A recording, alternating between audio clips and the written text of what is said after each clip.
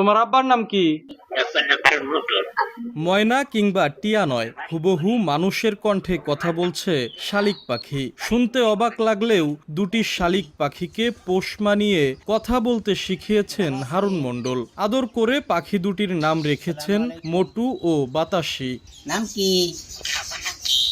2 বছর আগে বাড়ির পাশে নারকেল গাছ কেটে ফেলায় শালিক পাখির বাসা ভেঙে যায়। তখন ছোট্ট পাখির ছানা দুটিকে তুলে এনে আশ্রয় দেন হারুন মণ্ডল। লালন পালন করেন সন্তানের মতো করে। পরম আদর যত্ন পাওয়ায় পাখির কাছে হারুন মণ্ডল এখন নিরাপদ স্থল। হারুনকে বাবা ও তার স্ত্রী জোহরা বেগমকে মা ডাকে পাখি দুটি। কেউ বাবা মায়ের নাম জিজ্ঞেস করলে হারুন ও জোহরার নাম বলে অবলীলায়।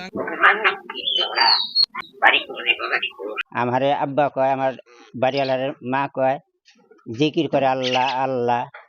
আমার ছেলেরে রাব্বি ভাইয়া কয়, তা বললো কাকা কয়, মানে বিভিন্ন ধরনের কথাবার্তা ভালোই কয়। ওই আর আমি খুব আমার সন্তানের মতো লালন পালন করিয়া খাওয়াই। পেশায় ভ্যান চালক হারুন মণ্ডল রাজবাড়ী সদরের বসন্তপুর ইউনিয়নের বড় ভবানীপুর গ্রামের বাসিন্দা। শালিক ছাড়াও বিভিন্ন জাতের কবুতর পালন করেন পাখিপ্রেমী হারুন।